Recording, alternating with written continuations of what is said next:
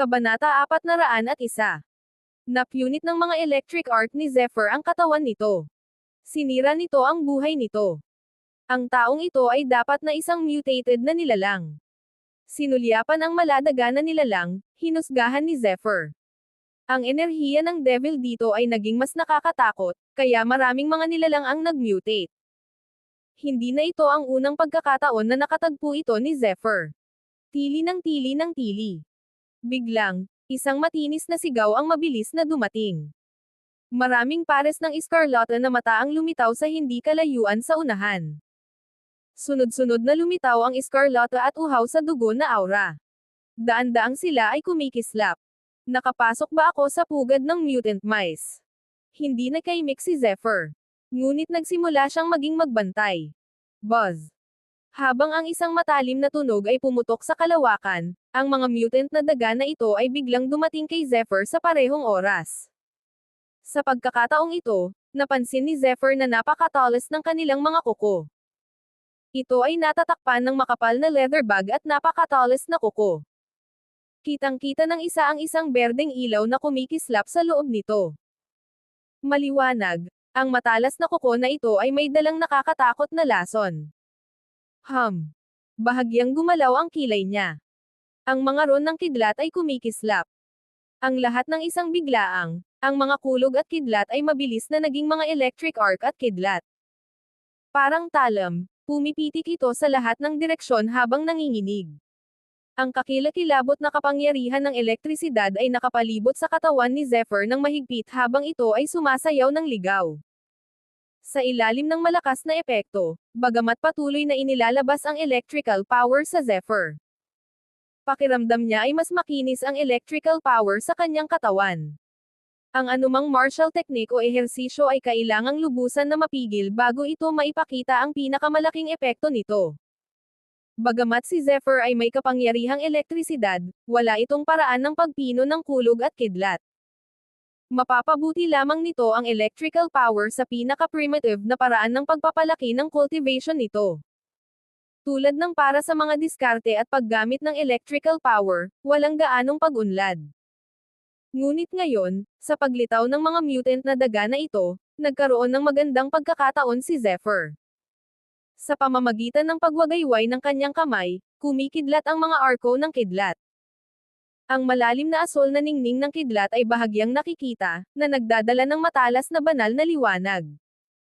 Sa ilalim ng pagpapakita ni Zephyr, ito ay naging mas dalisay tulad ng isang Thunderbolt Elf. Klang! Sa wakas, habang gumagalaw si Zephyr, biglang gumalaw ang pagitan ng kanyang mga kilay. Pagkatapos, nagsimulang manginig ng mabilis ang kuryente. Sa susunod na sandali, ang isip ni Zephyr ay nagsimulang manginig ng marahas, at pagkatapos ay hindi niya namamalayan na iwinagayway ang kanyang mga daliri. Buzz! Sa isang iglap, higit sa isang dosenang malalaking thunderblade na ilang metro ang haba ay mabilis na lumitaw. Ang mga talom ng kidlat ay mas siksik kaysa sa kidlat. Mas malaki pa ang mga ito, at ang mga ondulash na ibinubuga nila ay mas nakakatakot. Pumunta ka! Sigaw ni Zephyr sa mahinang boses. Buzz! Sa isang iglap, mahigit isang dosenang malalaking talom ng kidlat ang sumambulat na parang mga totoong matalim na kutsilyo. Kaagad, lumipad ang laman at dugo. Sa loob ng ilang panahon, daan-daang mutant na daga ang napatay. Kahit na ang isang maliit na bahagi ng natitirang mutant mice ay nagsimulang makaramdam ng takot. Pagkatapos, sa isang malakas na sigaw, mabilis silang umatras at tumakas. Phew! Tumayo doon si Zephyr at hindi na nagpatuloy sa paghabol. Sa halip, dahan-dahan siyang umupo ng naka-cross-legged na may pagod sa mukha. Ang pagpapakita ng kapangyarihan ng kidlat ay medyo napagod sa kanya. Gayunpaman, hindi nagtagal ay nagpakita siya ng masayang ekspresyon. Ang napakalaking Thunderblade na ngayon lang ay ipinakita ko nang hindi ko namamalayan. Malinaw, pagkatapos ng hindi mabilang na beses ng paggamit ng mga electric arc at kidlat, sa wakas ay naunawaan ko na ang paraan ng paggamit ng electrical power. Ang Thunderblade na ito ay nakakatakot, at ang kapangyarihan nito ay tumaas ng hindi bababa sa 3 beses. Kabanata 402. Sa pagtingin sa hanay ng mga mutant na daga sa harap niya, gumawa ng paghatol si Zephyr. Habang siya ay humihinga, ang kanyang espiritual na lakas ay dahan-daang nagsimulang bumawi. Unti-unting napuno ng kapangyarihan ng kidlat ang kanyang buong katawan. Klang! Bahagyang gumalaw ang mga daliri niya. Isang napakalaking talon ng kidlat ang mabilis na tumama. Biglang may lumabas na malaking marka sa batong pader sa isang tabi. Ang markang ito ay tila marahas na napunit at napakalalim. Pagkatapos sumanib sa enerhiya ng sword na nag-evolve mula sa totoong enerhiya, muling tumaas ang kapangyarihan nitong Thunderblade. Tumango si Zephyr na may kasiyahan. Tapos bumangon siya. Sa harap nila ay isang madilim na lugar. Kung ikukumpara sa tinahak niyang landas ay mas madilim pa. Malabo niyang naririnig ang mga alon ng kakaibang dagandong, na para bang may demonyo sa loob nito. Isang madugong amoy ang biglang naamoy ni Zephyr. Napakalakas ng ganitong klase ng amoy, kaya bahagyang nagbago ang mukha ni Zephyr Khan, at nagmamadali siyang sumugod. Pakiramdam niya ay napakasariwa ng amoy. Malinaw, ito ay sanhi ng pagpatay. Buzz! Sa loob ng 100 metro, dumating si Zephyr sa isang iglap. Sa harap niya, mga piraso ng paa ay nagsisinungaling na. Malinaw ang mga marka sa mga belang paa na ito, na para bang napunit. Mula sa mga punit na damit, masasabi na ang mga taong ito ay mga disipulo ng The Boundless Academy. Horizon Peak. Nang makita ang mga damit ng mga disipulong ito, biglang sumimangot si Zephyr. Ang mga damit panglaban ng bawat peak na disipulo ay pareho. Nakilala sila ni Zephyr sa isang sulyap. 2 sa kanila ay mga lumang inner disciples, at ang iba ay mga bagong disipulo. May 7 sa kanila. Sa ilang sandali, naging mas mapagbantay si Zephyr, pakiramdam niya ay tila mas matindi ang panganib sa paligid. Mula sa amoy ng dugo, umalis na ang umatake. Kahit na hindi gusto ni Zephyr ang Horizon Peak, isa pa rin siyang disipulo ng The Boundless Academy, kaya hindi komportable si Zephyr. Buzz! Sa sandaling ito, biglang narinig ang isang apurahang tunog ng pagpunit. Malakas at marahas ang layunin ng pagpatay. Obviously, gusto siyang patayin ng attacker. Zephyr Khan. Go to hell. Inatake siya ng kaaway mula sa likuran, ngunit narinig niya ang isang pamilyar at mabistang dagandong. Ricky Schaffer. Bahagyang nagbago ang ekspresyon ng mukha ni Zephyr. Hindi niya inaasahan na ang umatake ay si Ricky Schaffer. Ang katawan ng kalaban ay puno ng siksik na pagbabago-bago, at ang kanyang 5 daliri ay armado, matigas na bumagsak kay Zephyr. Kung siya ay tatamaan sa sandaling ito, maging si Zephyr ay malubhang masugatan. Lumabas ka. Hindi niya inaasahan na ang lalaking ito ay maglalakas loob na atakihin siya sa mga oras na ito. Biglang nanlamig ang mukha ni Zephyr, at pagkatapos ay pumitik ang kanyang mga daliri. Buzz! Isang malakas na asol na talon ng kidlat ang tinadtad ng napakabilis. Ang talon ng kidlat ay nagdadala ng enerhiya ng sword at naglalaman ng walang hanggan na kapangyarihan ng kidlat. Ito ay matalim at nakakatakot, at ang bilis nito ay hindi mahuhulaan. Puff! Dama po ang nakakatakot na talon ng kidlat sa katawan ni Ricky Schaffer at napatid ito sa isang iglap. Nanlaki ang mga mata ni Ricky Schaffer habang pinagmamasdan ang kanyang katawan na nahati. Tumingin siya kay Zephyr Khan na para bang nakakita siya ng malisyosong multo. Paano ito posible? May kilabot sa kanyang bibig, ngunit sa isang iglap ay kumalat ang matinding sakit sa kanyang buong katawan. Sa oras na ito, direktang tinaga ng Thunderblade ni Zephyr ang dibdib ng kalaban. Kahit na may Diyos, hindi maaayos ang katawan ni Zhao. Zephyr Khan. Ikaw.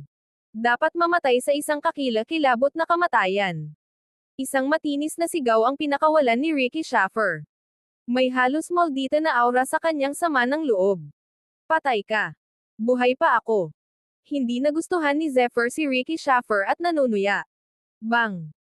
Sa sumunod na sandali, bumagsak si Ricky Schaffer sa lupa at nawala ang lahat ng kanyang sigla, ngunit hindi maipikit ang kanyang mga mata. Kabanata 403. Halatang hindi niya matanggap na pinatay siya ng isang pangkaraniwang tao na may 2 sinag lang ng liwanag. At ito ay isang nakamamatay na suntok. Hindi man lang pinagsisihan ni Zephyr ang pagkamatay ni Ricky Schaffer.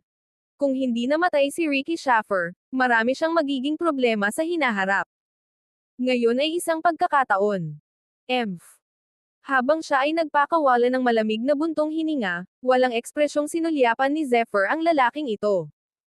Biglang nakakuha ng atensyon niya ang isang simple at walang palamuti na scroll sa Ricky Schaffer. Napunit ang battle robe ni Ricky Schaffer dahil dito. Naturally, isang sulok ng sinaunang balumbon ang nahayag. Kasanayan sa pagtitipon ng enerhiya. Pagbukas ng libro, 3 gintong salita ang lumabas dito. Nang casual niyang buksan ay unti-unting naging masaya ang mukha ni Zephyr.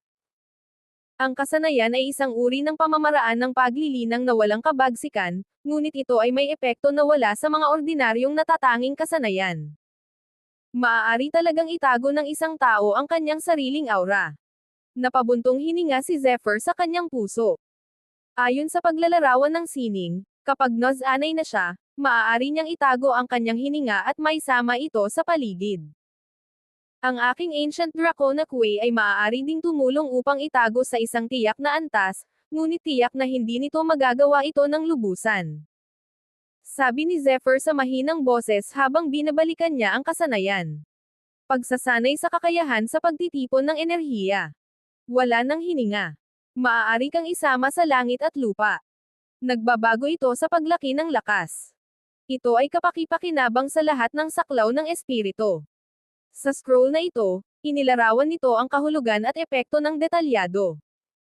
Above the agility is the spirit, the spirit. This is not an ordinary existence. Bagamat hindi ko alam kung gaano kakilakilabot ang tunay na kapangyarihan nito, kahit sa espiritu ay kayang gawin ang kasanayan. Malinaw, ang antas ng energy gathering skill ay hindi mababa. Naisip niya ang nangyari kanina. Kung hindi dahil sa boses ni Ricky Schaffer ay hindi niya ito mahahawakan. Ito ay sapat na upang ipakita ang kakilakilabot na epekto ng kasanayang ito. Swoosh! Mabilis na binaliktad ni Zephyr ang energy gathering skill, pagkatapos basahin ng isang beses, ang paraan ng paglilinang nito ay malalim na nakaukit sa kanyang isipan. Tumayo siya doon. Ang tunay na enerhiya ni Zephyr ay dahan-daang dumadaloy. Parang agos ng tubig, unti-unting lumabo ang kanyang anyo, at tuluyang naging alikabok, dahan-daang lumalangoy. Swoosh! Kung may nakatayo sa harap ni Zephy sa mga oras na ito, siguradong magugulat siya. Sa oras na ito, bagamat nakatayo pa rin doon si Zephyr, tuluyang nawala ang kanyang aura. Kung hindi niya alam ng maaga kung nasaan si Zephyr, mahihirapan siyang makahanap ng mga bakas ni Zephyr. Sa huli, ang figure ni Zephyr ay biglang tumigil at pagkatapos ay tuluyang nawala. Nakakatakot talaga. Pagkatapos ng halos kainan, dahan-daang iminulat ni Zephyr ang kanyang mga mata. Kahit na ang ruta ng pagpapatakbo ng totoong enerhiya ay lubhang komplikado, ito ay mas simple pa kaysa sa sinaunang Draconic Way. Ito ay isang maikling panahon lamang, naunawaan na ni Zephyr ang mga mahahalaga ng kasanayan at direktang ipinakita ito. Sa sandaling ito, hanggat nagtatago ako, maliban kung ang aking lakas ay mas mataas kaysa sa iba, napakahirap nilang madama ako sa ilalim ng espiritu. Bukod dito, habang lumalaki ang aking lakas, ang epekto ng pagtatago ng kasanayang ito ay tataas din. Sapat na para sa akin na gamitin ito hanggang sa maabot ko ang espiritu. Kabanata 404. Maganda ang mood ni Zephyr matapos na matutunan ang energy gathering skill. Wala siyang pakialam sa mga bangkay ng mga nakapaligid na alagad. Bagamat alam niya na ang mga taong ito ay maaaring may mga puntos sa kanila, malaki rin ang posibilidad na iiwan niya ang kanyang sarili na bukas sa iba, kaya pinili ni Zephyr na umalis ng direkta. Habang sumusulong si Zephyr, unti-unting bumilis ang kanyang bilis. Si Zephyr Khan ay kasing gun ng isang multo habang pinapatakbo niya ang energy gathering skill. Bagamat kumikislap ang kidlat sa kanyang katawan, isang kislap lang ng liwanag ang nakikita ng mga ordinaryong tao. Sa sumunod na sandali, hindi na nila makontrol ang anumang bakas niya. Makalipas ang humigit kumulang 12 kilometro. Nagsalubong ang kilay ni Zephyr. Isang grupo ng 7 tao ang lumabas sa isang daanan sa kaliwa. Bawat isa sa kanila ay may kahanga-hangang aura, ngunit ang kanilang mga damit ay lubhang nasira at puno ng dugo. Malinaw, naranasan nila ang isang mapait na labanan. Zephyr. Isang tao sa 7 ang nakakilala kay Zephyr at hindi napigil ang sumigaw. Napatingin din sa kanya si Zephyr. Hubot-hubad ang pang-itaas na katawan ng lalaki, na nagpapakita ng kanyang mabagsik na kalamnan na parang hayop. May dala siyang malaking puting buto sa kanyang likod. Puno ng kapangyarihan ang matipuno niyang katawan. Ikaw kasi. Nakilala ni Zephyr ang grupong ito ng mga tao, lalo na ang binata na may mahabang tungkod ng buto sa likod. Siya si Dudley Langstaff na pumasok sa Boundless Academy kasama si Zephyr at sumali sa Beast Peak. Malinaw, ang mga taong ito sa paligid niya ay pawang mga disipulo ng Giant Beast Peak. Zephyr, mag-isa ka ba? Sa pagtingin kay Zephyr, hindi maiwasang magtanong ng isang alagad. May kakaibang liwanag sa kanyang mga mata. Oo, ako lang. Nang mapansin ang liwanag sa mga mata ng alagad na ito, napangisi si Zephyr sa kanyang puso, ngunit diretso pa rin itong sumagot. Naghahanap kami ng iba pang mga kapwa alagad. Gusto mo bang sumama sa amin? Si Dudley Langstaff ay may magaspang na arko sa mukha, at ang kanyang boses ay kasing kapal ng alitan sa pagitan ng mga bato. Hindi. Gusto kong magpatuloy at tingnan. Tinanggihan ni Zephyr ang kanyang panukala.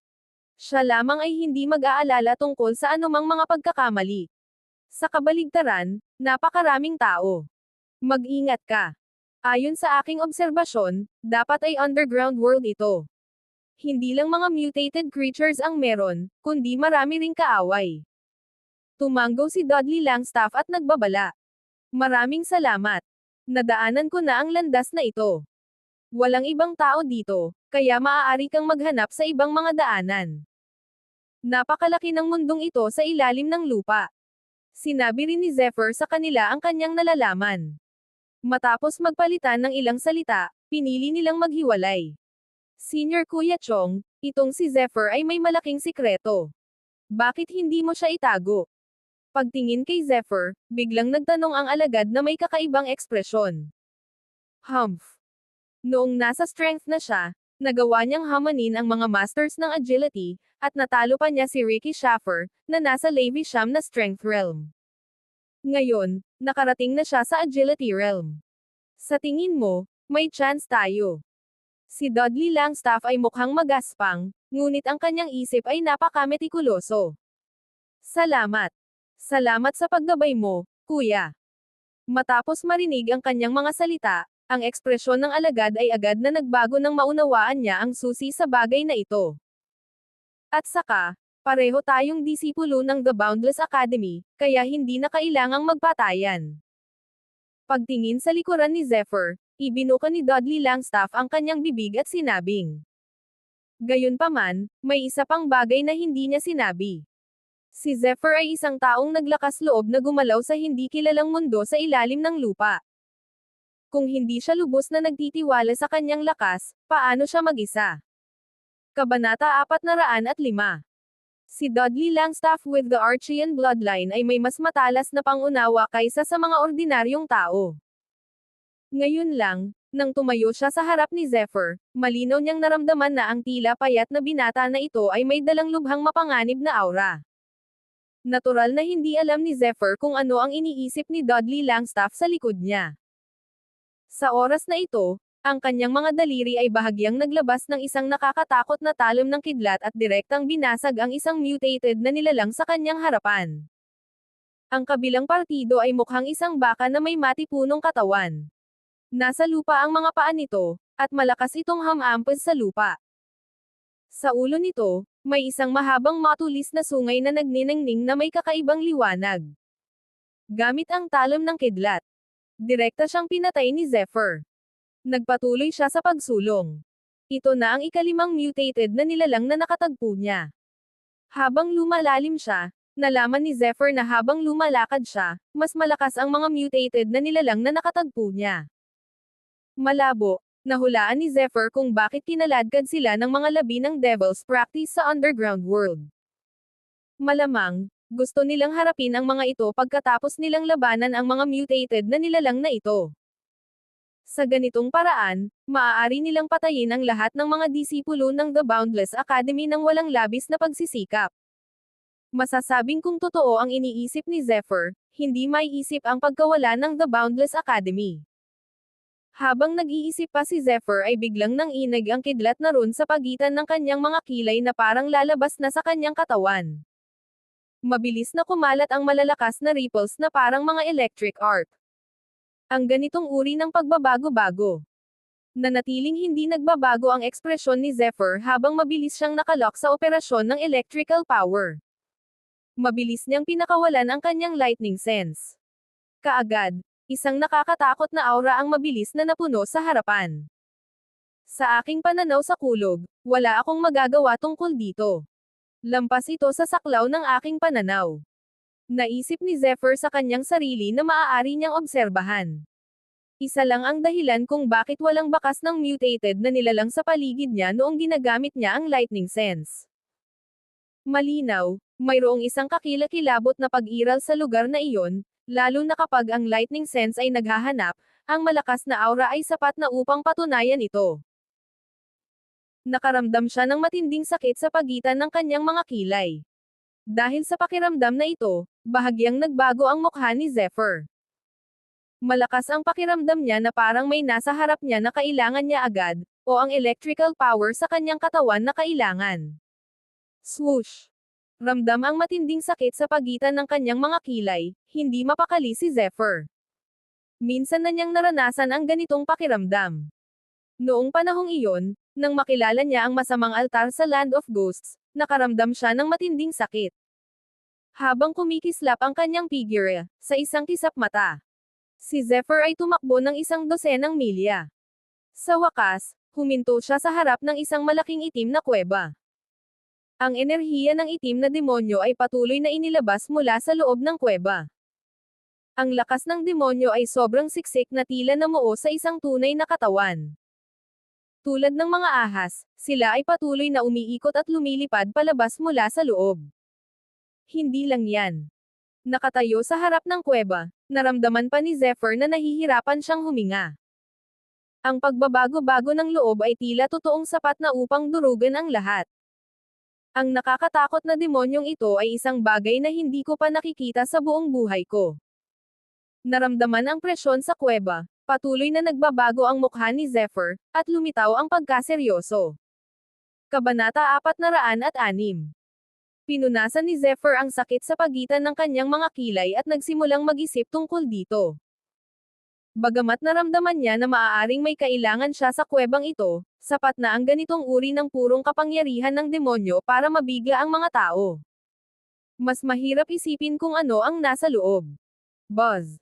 Habang nag-iisip pa rin si Zephyr, biglang may malakas na friction sound sa loob ng kuweba. Mabilis na bumungad sa kuweba ang isang walang katulad na malademonyong lilang liwanag. Pagkatapos, mabilis itong lumakas at ibinalot ang sarili kay Zephyr. Damat! Ito talaga ang bagay na ito. Sa sandaling nakita niya ang malademonyong lilang liwanag, biglang nagbago ang mukha ni Zephyr. Sa isang dagandong, nagsimula siyang tumakbo ng ligaw. Swoosh! Kinaladkad ng purple light ang mahabang buntot nito na parang demonyong purple dragon python. Gamit ang kalusko sa kawalan, hinabol nito si Zephyr. Damn it! Ramdam ang kakilakilabot na alitan sa likod niya, hindi napigilan ni Zephyr na magalit. Mabilis na naghiwalay ang kanyang mga palad na para bang nag-evolve na ito sa langit at lupa. Kumikislap ang mga kidlat, na bumubuo ng parang kadena na hugis na mabilis na pumulupot sa kabilang partido. Pakiramdam. Isang hindi mapapantayang matalas na boses ang umalangaw-ngaw mula sa malademonyong lilang liwanag. Ngunit sa susunod na sandali, mabilis na pinatakbo ni Zephyr ang totoong enerhiya. Sa oras na ito, ang sinaunang Draconic Way ay nasa tuktok nito. Malakas niyang hinampes ang malademonyong lilang liwanag. Boom! Kasunod ng nakakabaliw na banggaan na ibinubuga mula sa kanyang mga kamay, ang malademonyong lilang glow ay naging hindi mabilang na mga purple light spot habang ito ay pumipihit ng ligaw at dahan-daang bumababa. Gayunpaman, Kahit na sa sandaling nabasag ito ni Zephyr, mabilis siyang lumipad pabalik ng 12-12 metro na parang iniiwasan niya ang Diyos ng salot. Pagkatapos, dahan-dahan siyang natamba, at nadagdagan ang tensyon sa kanyang mukha. Dahil naramdaman na ni Zephyr na may hindi maipaliwanag na masamang aura sa paligid niya, na nakalok sa kanya. Para siyang kinubkob ng buong buo. Halatang stagnant ang hangin sa paligid, na nagpasigurado kay Zephyr Khan na nakalok siya. Nagsimulang umagos ang pawis na hindi mapigilan. Damn it. Damn it. I'm so lucky to meet this thing. Napatingin siya sa kakaibang lilang liwanag sa lupa. Bagamat nabasag na niya ito, nanginginig pa rin ito na parang buhay. Sa Ethereal Land, mayroong lahat ng uri ng mga nilalang. May mga alingaw-ngaw na noong sinaunang archaic era na ito, lumitaw ang mga extraterrestrial demons. Daan-daang mga archaic clans ang lumitaw upang labanan ito. Pagkatapos, isang pangkat ng mga kakilakilabot na mga kahalili sa linya ng dugo ng Draconic ay ipinanganak. Samantala, ang dugo ng extraterrestrial demons ay hindi lang nahawahan ng mga taong martial cultivator na iyon. May iba pang nilalang na nahawahan ng dugo at sumailalim sa mutation. Sa kanila, may isang uri ng nilalang na nabahiran din ng dugo ng mga extraterrestrial demons. Mula noon, malaking pagbabago ang naganap, na nag-iwan ng nakakatakot na stroke sa kasaysayan ng Ethereal Land. Kasamaan sa kasamaan. Ang nilalang na ito ay ang Nightmare Spirit. Ang Nightmare Spirit ay isang sinaunang pag-iral na umiral mula noong sinaunang panahon, ngunit ito ay napakabihirang. Sa pagsasanay ng martial arts ng tao, kakaunti ang mga kahalili ng archaic bloodline. Pagkatapos ng mahabang kasaysayan, ang bilang ng mga Nightmare Spirit na nakaligtas ay mas kaunti pa. Sa katunayan, may mga alingaw-ngaw pa nga sa Ethereal Land na ang Nightmare Spirit ay nalipol sa mahabang ilog ng kasaysayan. Ngunit ngayon, nasaksihan na ito ni Zephyr ng sarili niyang mga mata. Kabanata 407. Ang kakaibang lilang liwanag, ang kakaibang pagbabago-bago, at ang patuloy na umaapaw na texture sa paligid ng kuweba ay malinaw na kapareho ng espiritu ng bangungot na naitala at inilarawan sa sinaunang dambana. Swoosh! Bahagyang gumalaw ang palad ni Zephyr Khan at hinigop ang isang malademonyong lilang liwanag na fragment sa kanyang palad. Tamang-tama, ang mga light spot sa palad, na parang mga sirang piraso, ay nagdadala ng walang katapusang masamang enerhiya. Sinimulan talaga nilang lusubin ang palad ni Zephyr sa isang iglap, at tila nagugat sila sa laman ni Zephyr. Umuungol. Nagkaroon ng dagandong ng dragon. Ang tunay na enerhiya ng Ancient Draconic Way ay lumitaw at binasag sila. Oo naman. Ang ekspresyon sa mukha ni Zephyr ay naging sobrang seryoso, na bihirang lumitaw sa kanyang mukha. Ang Nightmare Spirit ay isang walang kapantay na kakilakilabot na pag-iral. Sa mahigpit na pagsasalita, ang kabilang partido ay hindi isang buhay na nilalang, at ang nakakatakot ay dahil din dito. Ang Nightmare Spirit ay nahawahan ng dugo ng extraterrestrial devils noong primitive na panahon. Isa itong mutated death spirit. Pagkatapos ng kamatayan ng isang buhay na nilalang, ang kaluluwa nito ay nag-mutate. Ang ganitong uri ng pag-iral, isang hindi nakikitang sangkap, ay maaaring tumagos sa lahat ng bagay, ngunit ito ay bihirang makahanap ng isang paraan upang talagang sugpuin ito. Lalo na pagkatapos maranasan ang malalaking pagbabago sa mahabang kasaysayan, ang paraang ito ng tunay na pagsugpo sa bangungot ay matagal nang nawala. Bagaman ang Nightmare Spirit ay walang pisikal na katawan o maraming espiritual na katalinuhan, gusto nito ang mga kaluluwa ng lahat ng nabubuhay na nilalang. Kapag ito ay nasa lakay, mabilis nitong lalamunan ang kaluluwa ng kabilang partido. Bulong ni Zephy sa sarili. Ang kakaibang lilang liwanag na ngayon ay hindi ang totoong Nightmare Spirit. Ito ay isang bakas lamang ng pagbabago-bago mula sa Nightmare Spirit. Ngunit gayunpaman, nadama ni Zephyr na medyo mahirap harapin ito. Buzz. Biglang gumalaw ang pagitan ng mga kilay niya. Bigla na naman siyang nakaramdam ng matinding sakit. Damn it. Nanginginig ang katawan ni Zephyr. Ang matinding sakit na ito ay tila nagmula sa kaibuturan ng kanyang kaluluwa. Sa hindi inaasahang pagkakataon ay hindi niya ito makontrol. Boom! Tila naramdaman niya ang pagkakaroon ng Zephyr. Ang isang nakakatakot na pagbabago-bago ay agad na lumitaw sa yungib. Whir! Isang malaking palad, na parang kamay ng demonyo, ang marahas na humawak kay Zephyr.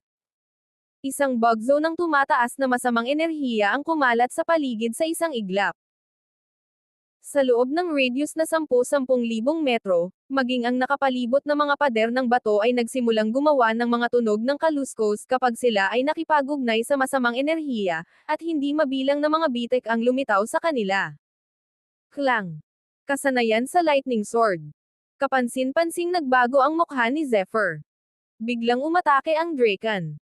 Ang kapangyarihang elektrisidad, ang kapangyarihan ng kaliskis ng dragon, at maging ang Supreme Sword Focus ay agad na nag-condense kasama ng kanyang tunay na enerhiya. Puff! Isang liwanag ng espada ang kumislap. Sa isang iglap nataman ang malaking palad. Gayunpaman, ang walang kapantay na matalas na enerhiya ng espada ay agad na tumagos sa kalaban at pagkatapos ay tumama sa tapat na pader ng bato, na nag-iwan ng markang 100 metro ang haba. Ang malaking lilang palad ay kumikinang ng maliwanag. Parang walang nagbago, napahawak ito kay Zephyr sa parehong bilis. Ito. Hindi nagbago. Nang makita ito, biglang lumubog ang puso ni Zephyr. Gaya ng inaasahan, ang Nightmare Spirit ay halos immune sa lahat ng enerhiya gaya ng sinabi ng mga chismis. Whir! All of a sudden, isang bug zone ng sumisikat na evil energy ang lumipad. Isang malaking lilang palad ang lumitaw sa harap ni Zephy sa isang iglap. Naramdaman ni Zephyr ang paninikip ng kanyang katawan. Sa sumunod na sandali, mahigpit siyang napahawak sa kalaban. Kabanata 408. Boom! Sa sobrang lakas, kinaladkad ang katawan ni Zephyr sa kuweba. Swoosh! Ang liwanag sa kuweba ay agad na umunlad. Pinaikit ni Zephyr ang kanyang mga mata. Ang malademonyong lilang liwanag ay nakapagpaliwanag na sa buong kuweba.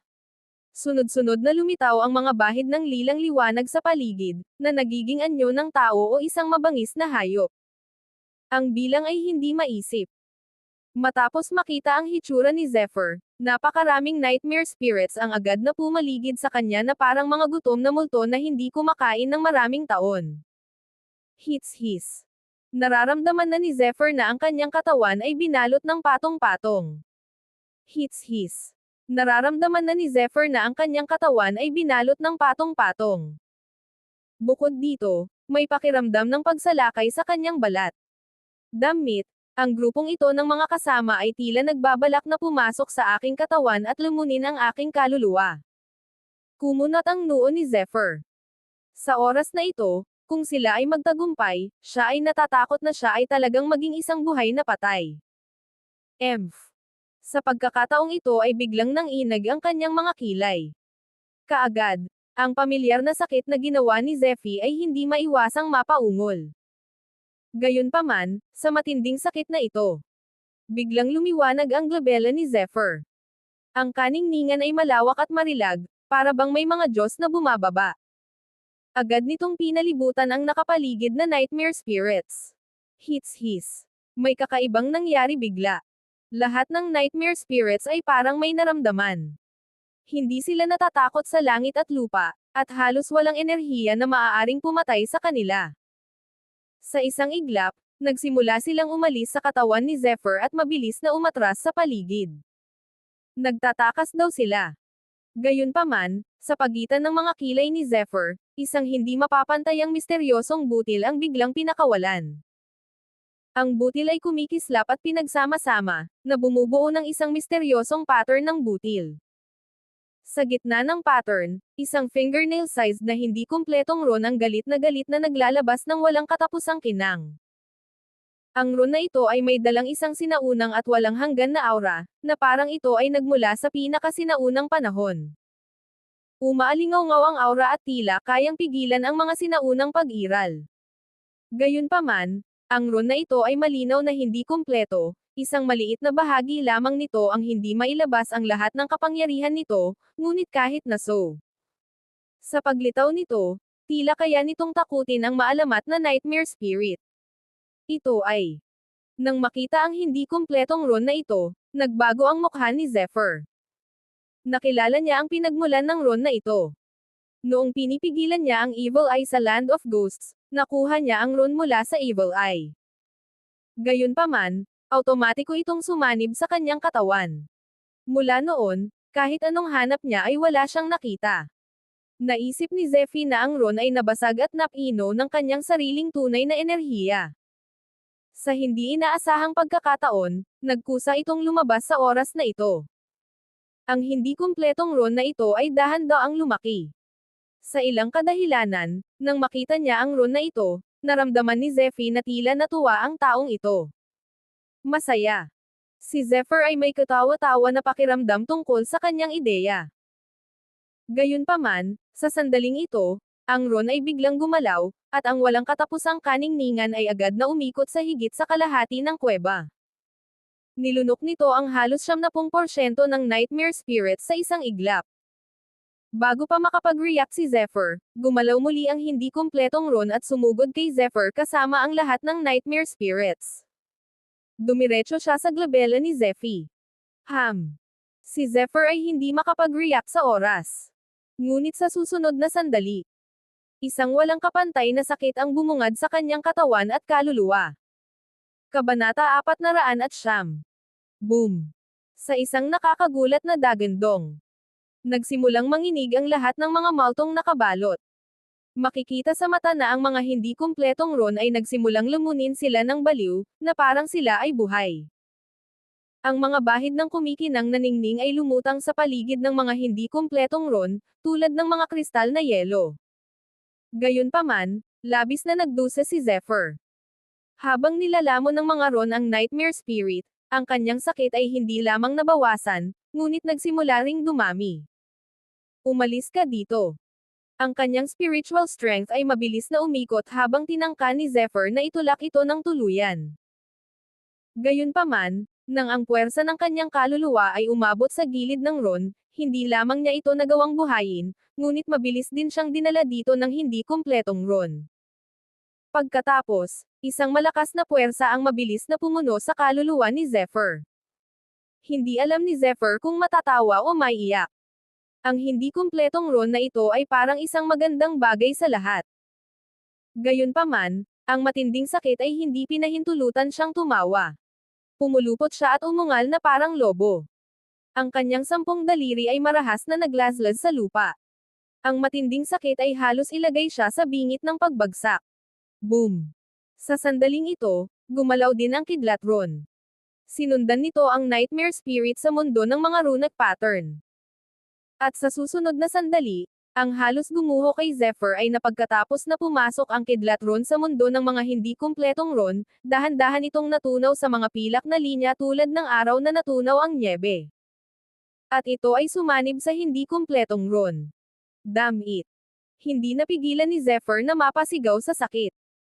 Ang kidlat ron ay ang pundasyon ng kanyang kontrol sa electrical power, at ito ay kinikilala ng electrical power. Kapag nawala niya ito, mawawalan siya ng karapatang kontrolin ang electrical power. Ito ay hindi bababa sa pagkawala ng isang malaking kakayahan sa labanan para kay Zephy. Gayunpaman, gaano man kagalit si Zephyr, hindi niya mababago ang katotohanan ito. Bukod dito, ang sakit na dulot ng kanyang kaluluwa ay unti-unting hindi na niya naiisip. Klang, klang, klang. Sunod-sunod na magagandang boses ang lumabas. Ang hindi kumpletong ron na ito ay lumamon na ng higit sa kalahati ng nightmare spirits. Ang mga nightmare spirit na ito ay malinaw na nakabalot sa hindi kumpletong ron na ito at nanginginig sa takot. Kahit nilalamon na, lumalaban pa rin sila. Swoosh! Sa sandaling ito, ang hindi kumpletong ron na isinama sa espasyo sa pagitan ng mga kilay ni Zephyr ay muling itinuro ang kaningningan sa paligid at patuloy na nilalamon ang natitirang mga nightmare spirits. Ang mga bahid ng malademonyong lilang liwanag ay patuloy na kumikislap, at mayroong isang sinag ng asol na liwanag na kumukutitap dito. Ano yun? Bumilis ang tibok ng puso ni Zephyr nang makita ang sinag ng asol na liwanag. May mga dumadagandong na alon sa asol na liwanag. Sa kanila, may pakiramdam ng pamamanhid. Ito ang kapangyarihan ng kidlat. Bagamat napakasakit ng katawan ni Zephyr Khan, unti-unti niyang nabawi ang kanyang orihinal na kamalayan at agad na nahawakan ang kakaibang pagbabagong ito. Buzz! Ang asol na liwanag ay kumikislap tulad ng asol na tubig sa bukal, patuloy na umaagos hindi nagtagal, nagsimula itong bumalot sa malademonyong lilang liwanag. Ang hindi kumpletong Ron ay tila walang pakialam sa pagbabago ng asol na liwanag at nagsimulang lumunin ang natitirang mga nightmare spirits ng may kasiyahan. Maya-maya pa, lahat sila ay nilamon. Ang asol at lilang mga ilaw ay mabilis na nilamon ng misteryoso at komplikadong Ron. Kabanata 410. Boom! Naramdaman na lang ni Zephyr na nanginginig ang kanyang kalagitnaan ng mga kilay. Sa susunod na sandali, ang sakit ay talagang nadagdagan ng 12-dosenang kahit daan-daang beses. Ikaw. Damn it. Ramdam ang hindi maipaliwanag na sakit, nagsimulang manginig ang buong katawan ni Zephyr. Kahit na ang kanyang kalooban ay kamangha-mangha, at kahit na kaya niyang tiisin, ito ay lubhang kakilakilabot. Gayunpaman, hindi pa rin niya kayang lumaban sa sakit. Ang malakas na sakit ay direktang ginawa sa kanya na walang lakas upang imaneho ang kanyang sarili. Sa oras na ito, siya ay pumulupot at nanginginig na hindi mapigilan. Sa oras na ito, kung may kumilos, kahit na gumamit siya ng kaunting lakas, sapat na upang patayin si Zephyr. Gayunpaman, habang ang Ron ay kumikislap, ang matinding sakit ay dumating at mabilis na nawala. Ilang sandali pa, nawala na ang sakit sa katawan at kaluluwa ni Zephyr. Ngunit sa susunod na sandali, muling nagpakawala si Zephyr. Ang matinding sakit sa pagitan ng kanyang mga kilay ay talagang lumitaw muli, na tumagos sa kanyang utak ng buto. Ang sakit ay nakakasakit sa puso, at maging ang kanyang kaluluwa ay halos gumuho. Tila papatayin nito si Zephyr. Gayunpaman, tulad ng huling pagkakataon, ang matinding sakit ay dumating at nawala ng mabilis. Sa sandaling nawala ang sakit, mabilis na napansin ni Zephyr Khan sa pagitan ng kanyang mga kilay. Ang puwang sa pagitan ng mga kilay ng isang tao ay tinawag na upper gut, na may kapangyarihang makipag-usap sa kaluluwa ng isang tao. Ito ay sa lawak kung saan sa panahon ng archaic na panahon, ang mga sinaunang kataas-taasang masters ay gumamit ng refining gut bilang kanilang pundasyon. Sa oras na ito, sa atensyon ni Zephyr, nakita niya ang mga tipak ng napakagandang liwanag na kumikislap sa pagitan ng kanyang mga kilay. Ito ay isang mundo na kasing lalim ng universo. Sa lugar na iyon, kasama ang mga lilang at asol na ilaw bilang pundasyon, bumuo sila ng isang electric arc lightning at isang purple dragon python. Sa kanilang pagkakaugnay sa isa't isa, sila ay parang mga tanikala na nilagyan ng mga sinaunang marka. Sa gitna ng mga kadena na ito, isang hindi kumpletong Ron ang dahan-daang humihinga, na bumubuo ng isang half-moon sword-like na tindig na patuloy na lumulutang pataas at pababa. Habang umiikot ang liwanag ng espada, naramdaman niya ang malawak na aura na kumakalat. Naramdaman ni Zephyr na ang hindi kumpletong Ron, na mukhang isang half-moon sword light, ay tila may ginagawa, ngunit ang proseso ay halatang napakahaba. Buzz! Muling umikot ang matinding sakit. Malinaw, oras na para sa isa pang matinding sakit. Damn it! Kahit anong luto mo, sa sobrang sakit, hindi ako makagalaw ng normal, at baka pahirapan pa ako hanggang mamatay. Masyadong matindi ang ganitong uri ng sakit. Si Zephyr ay walang kahit katiting na lakas, lalo na't lumakad palabas ng mundong ito sa ilalim ng lupa. Kung siya ay natuklasan ng mga natitirang fiend dito, siya ay tunay na patay. Latigo. Biglang, sa oras na ito, isang bahagyang tunog ng landing na dahan-daang lumabas. Napakagaan ng boses, ngunit may malakas na enerhiya ng Diablo na kumakalat. Damn it! Kapansin-pansing nagbago ang mukha ni Zephyr. Napakasama ng panahon noon. Sa hindi inaasahan, may pumunta talaga dito. Hindi lamang iyon, ngunit naramdaman din ni Zephyr na higit sa isang tao ang dumating. Sa oras na ito, kahit isang sanggol lang ang nandito, sapat na siya para patayin. Siguradong hindi sanggol ang taong dumating. Mula sa mahinang lakas ng Diablo, mararamdaman na ang taong dumating ay dapat na mga labi ng practice ng Diablo. Sa pagkakataong ito, ang si Diane Master ay may problema. Hindi lamang ang Ghost Nightwalking ang natuklasan, ngunit ang kanyang katawan ay nawasak din. Kung hindi dahil sa malakas na demonic soul, hindi siya makakabalik. Unti-unting nagsalita ang isang madilim na boses.